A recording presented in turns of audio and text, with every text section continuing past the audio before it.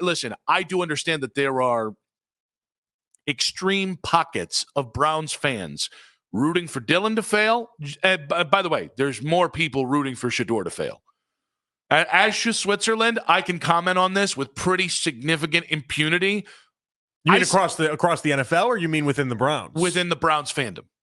Yeah, there are more people. No, there are more Shedeur haters than there are Dillon Gabriel. So listen, I've seen a lot of Shedeur haters, obviously. They found you? Yeah, they didn't take them long, obviously. So I would be hard-pressed to be like, there's not nearly as many. I just don't think people care about the Dillon Gabriel discourse at the same rate. No, there are people. And honestly, it is a reaction to the Shedeur thing. And it kind of, guys, like, I was here for the Sashi Wars. I wasn't here for the Baker Wars on air, but I participated in them. Those got really feisty, too. The Deshaun Wars. Those blew, but I had them. I was part of them. No, that was the sad part about the Baker Wars is the realization that it didn't matter. Is whoever's the franchise quarterback is always going to have a pocket of detractors here. But this is not even worth a battle. Well, and that's, I think, the main point that everyone's kind of coming to when it talks about Dillon. Because, again, I think there's an extreme vocal minority that loves Shedeur and wants to see Dillon fail. And there's an extreme vocal minority that loves Dillon because they hate Shedeur and want to see Shedeur fail. The rest of us are in the middle. The rest of us are not extremists.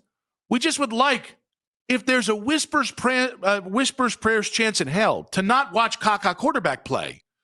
That's what we'd like. Right, but the difference right now is that Shedeur, you can at least have, if you're talking to your buddies at the bar, you have a defense of Shedeur Sanders right now. Yeah, that's Friday night. And that's some of the practices that we've seen. You have a defense, a real, actual. You got one of Dillon.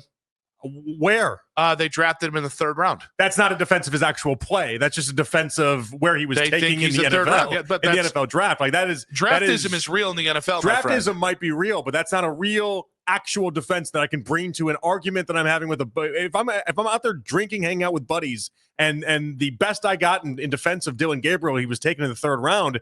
I lost that. That's not good. That's half the first-round quarterbacks in the NFL, by the way. Right, but Dillon right now has got nothing to hang his hat on. It's not just Daryl being mean a month ago. This is now every person we bring on. This is Ross Tucker yesterday. This is Elliott Shore-Parks today. This is me and you being out there with our own 2 eyes, seeing him stink up the joint. Like he's got to be the best in-game quarterback ever in order to wipe away some of the things that we've seen throughout these practices so far and some of these joint practices. Now, there is a part of me that thinks if the only analysis, and this was the crux of the analysis for Elliott, was he's tiny. There's a part of me that's like, well, maybe you just need to, you kind of said something similar yesterday of like, maybe he's just one of those dudes who play well in a game and looks like crap in practice. Yeah, and if I'm him, I got to hold on to that right now. But at the same point, like, it's not just that. Like, he's not like there's no elite tool. Like the whole point, the Browns have said elite processing. That does get mitigated. That does get diminished. Oh, for sure. If you're 5'9" or 5'10" instead of 5'11", and by the way, even if you're 5'11", it gets diminished. Every time I bring up the computer processing brain, it's like the #1 comment on YouTube. Any of those videos, the YouTube chat loves it. Because it's such a joke. It's a joke that's the thing that they hang their hat on. It's just a 3rd round pick. It's weird. Like I want to acknowledge, because I tweeted about this earlier, and Nick Wilson says, by the way, and on Nick Talk. I said no Browns fans. You should never speak in absolutes. There are Browns fans rooting for either one of these rookie quarterbacks to fail. There might even be somebody out there rooting for both to fail so you can get your quarterback next year. I will not speak in absolutes. But I do not think Dillon can play as an NFL starter. And I hope to God I'm wrong.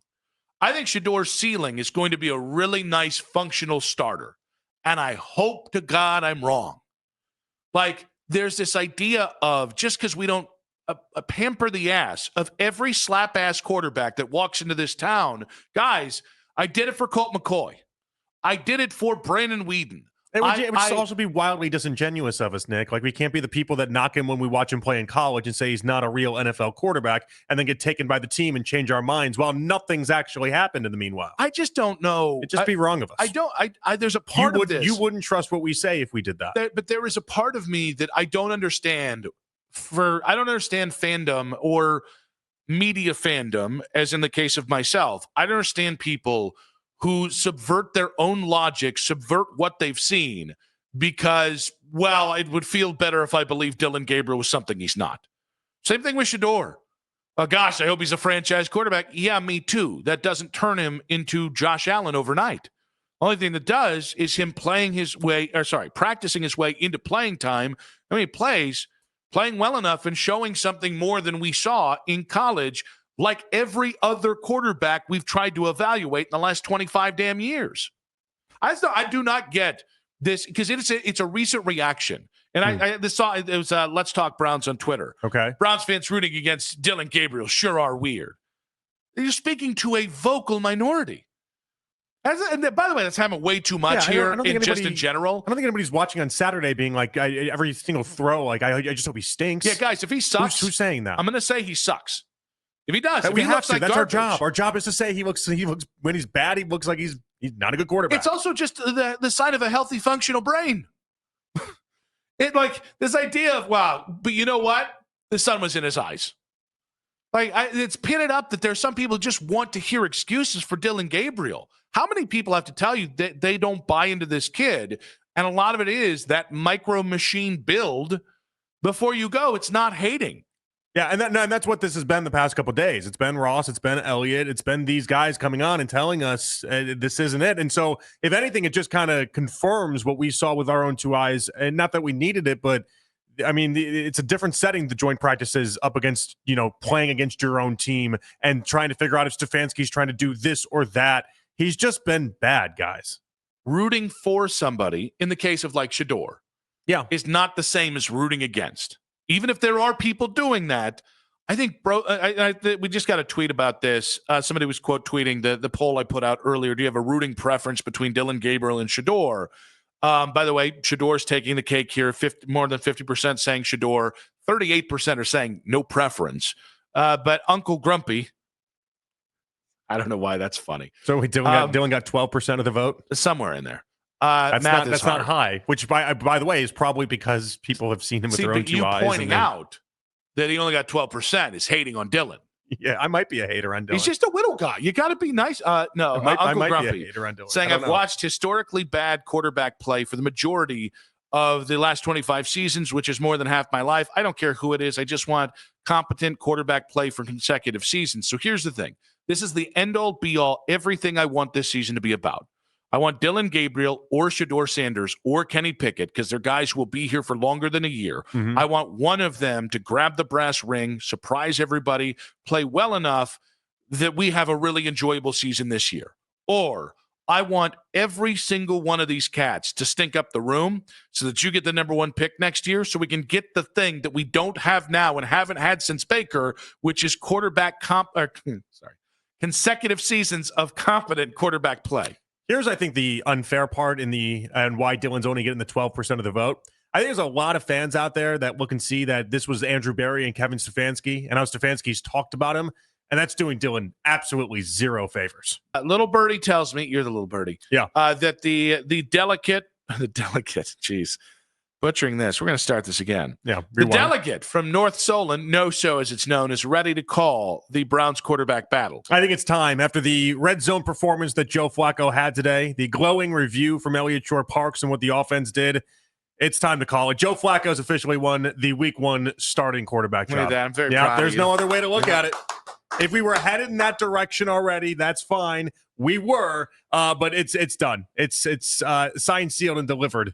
After you just got married. But Joe Flacco is going to be the Week 1 starter. I did not say that after I got married. So many people do. Yeah. They play the song too, and it's just kind of like, okay. Wait, the contract signing you said? No. I guess you get married, you do the vows and everything like that, and then they play that song. Signed, sealed, and delivered. Wonder's like one of the top 3 songs he had. He's great. Like, that's a legend. It's like it might be top 3 songs that's played after people get married. It is, but let's play the 8th best Stevie Wonder song. Not in this house. Now, I am not willing to second your putting this to bed. Only way it changes, because Shedeur can't do it at this point. You think an act of God? Missing we'll get there. Not an act of God, but the idea that he gets injured. That's the only way it happens. Because like Shedeur can't do enough to overtake it. Not happening after missing the second one. Kenny Pickett has missed too much time. That's all but official at this point. And Dillon Gabriel, you just missed too much time yourself. You ran out of time here. There's one guy that I think still has a chance to do this. Still has a chance. And it's an outside chance. It is not as good as it was 2 weeks ago. I still think there's like an 8% chance Dillon Gabriel could somehow against all and every odds and like logic and, watching players play, all that. I still think there's like an 8% chance for him. All right, so walk us through this. How does this happen? And you can't use a Joe Flacco injury as the reason why. No, I think they continue to be impressed with Dillon in spite of ball out this Saturday. I don't even know about that. I don't know results matter to the Browns when it comes to Dillon Gabriel. They really like him. They really believe in him. And until Joe is officially named the week 1 starter, I'm going to think Dillon has some incredibly remote outside chance of taking that job. I do not feel that way with Shedeur. I agree with you on the Kenny Pickett thing. And I do think that the injury for Dillon, I think, really threw a wrench into their plans with Dillon. Sure. Because I think that Friday game against Carolina was going to be the soft launch of, see, we told you about Dillon Gabriel. Because I think when he does play, by the way, they're going to do everything they can. I mean, go above and beyond to make Dillon look like good. This Stefanski press conference and just waxing poetic about how great he looks, even if he just looks substandard. Yes. But does he get a game ball if he completes 50% of his passes? In fairness, I think this was always the most likely thing. I think this is where this has been leading for a while. But if I'm the Browns, listen, you want to keep some doubt on Kenny Pickett because they're value obsessed and they want to try and get an asset for Kenny. And by the way, that I think is fait accompli, that he's the odd man out unless an injury happens. You're not serious. You want people to think that this, even though we all know it's not a real quarterback competition, and fate intervened with the 3 injuries as well. You want to keep Shedeur kind of nibbling on the line there, but mostly. I mean, I still think that if you're Kevin Stefanski, you believe in Dillon Gabriel so much, there's still if he can bridge that gap in 3 weeks' time, which I think is right about where we are to the opener. Yeah. That's still such a beneficial play for Kevin that, until they say Joe is the starter.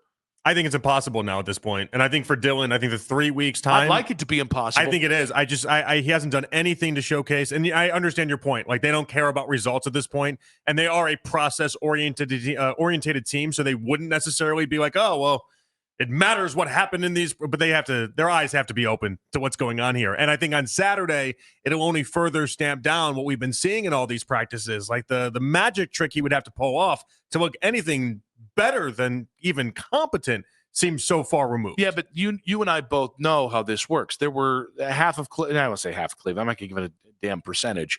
But there was a certain amount of people that were all the way out on Shedeur. Kid had 3 really nice drives, actually a couple more than that, but had a really nice performance on Friday, and they were all the way back in. I don't think we should diminish the idea that if Dillon plays well on Saturday, it does embolden fans to get behind Dillon. And I don't know the Browns need that much of a kick in the caboose to kind of be like, maybe we should consider Dillon. The difference for myself there is that it feels like if Dillon has a really nice day on Saturday, and let's say just copies even what Shedeur did, it won't be perceived anywhere close to the same as Shedeur, simply because Dillon has struggled mightily in these practices, and we've all seen it. Like, Shedeur never had a day where he was 6 for 19, or what was the other day, 3 for 14. He's never had a day where he just seemed like he vomited all over the field. He's been consistently good throughout these practices, and then we watched it translate. Whereas with Dillon, if he's awesome on Saturday, that it'll just come completely out of left field. And so I think what's the rebuttal from the Browns if he plays plays well on Saturday? I think there'd be trepidation, though. I think there'd be a lot of trepidation. Yeah, you underestimate the gall of organizations, and I don't mean this in a bad way. And I've talked a lot about confirmation bias in the NFL. When you've decided you're a Dillon Gabriel guy, it's the most addictive drug in football.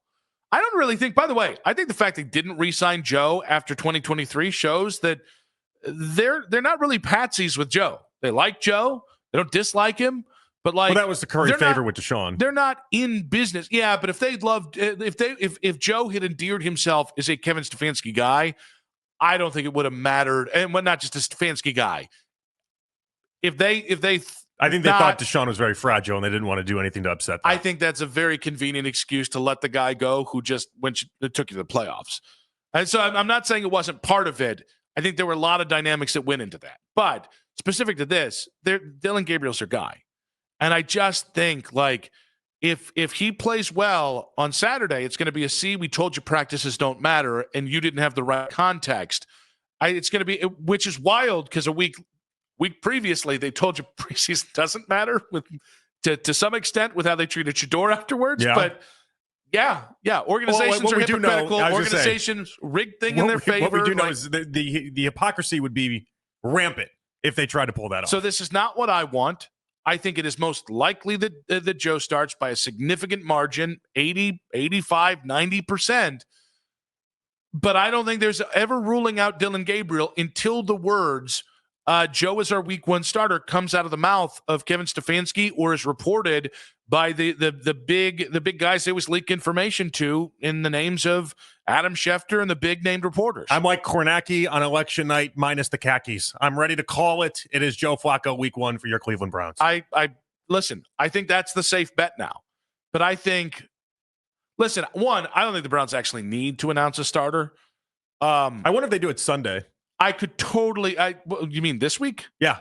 Oh, I could see them just doing the thing of they think it's competitive advantage. For some reason, we keep hearing over and over again, and it's from multiple beat reporters that the expectation is just after the second preseason game. So I've kind of locked in that Sunday into my brain. Maybe takes it into Monday, but we find out shortly, I would imagine. When that happens, okay, I will lay down the sword. There's no chance here. Joe's the starter. But if they delay that announcement or if they don't give you that announcement, yeah, I don't think anything's really safe. Again, it goes back to you have to pay attention to the opportunities they've given Dillon. And when Kenny Pickett went down, all those opportunities went to Dillon, and it didn't matter what happened in those practices. He continued to get the biggest thing an organization can do to a rookie quarterback is continue to give him opportunities in spite of results, which is what they've done with Dillon. That's an incredible sign of respect and belief in a young player. It's not what Nick Wilson feels, and I worry if you started him week 1. I mean, I worry if you start him week 7, but I worry if you start him week 1 that it's going to be the pits. But at the same point, I think the part that we got their robbed dollar, of, their dance floor. I know. I think the part that we got robbed of this week, though, and Shedeur not being healthy, is because on Monday we saw Shedeur have the most pass attempts out of anybody there, and I wonder if we just got robbed out of seeing what they would do in the joint practices, and if they would start to take away some of that favoritism that Dillon Gabriel clearly had in the beginning portion of not only the camps, like mandatory mini camp, but now into the early portion of training camp. I have I'm not going to be able to be proven or disproven. Same way with what you're saying there. I don't think there's anything Shedeur was going to do to overshoot Dillon. And again, which, as I've said before, I think is very problematic. If that's actually the Browns' line of thinking, that's very problematic. I just think it's the way the NFL tends to work. And again, that's so I'm trying not to make it a specific critique of the Browns because I think it's more, this is very commonplace. This is not a meritocracy. This is how much do I like you? Do I identify you as like my rigid guy? And no flexibility in their plans and what they're seeing. Oh, for this season, very problematic. It's just wildly. And again, people always talk about smart and dumb in sports, which is an incredibly reductive way of looking at things. It's not about smart and dumb. You're forgetting the amount of pressure that is on these guys day and night. You're forgetting the amount. And yeah, it comes with a lot of entitlement. It comes with a lot of money. It comes with a lot of great stuff. It's incredibly hard. You're juggling so many things to get a quarterback search like this right that the thing you fall back on is your instincts. And if your instincts told you 6 months ago, Dillon Gabriel is our guy, and you begrudgingly went along with the Shedeur Sanders thing, the only thing that's going to change that mentality, in my experience watching professionals do this, really smart head coaches, the only thing that changes it, there's a reason why Trey Lance got the shot before Brock Purdy.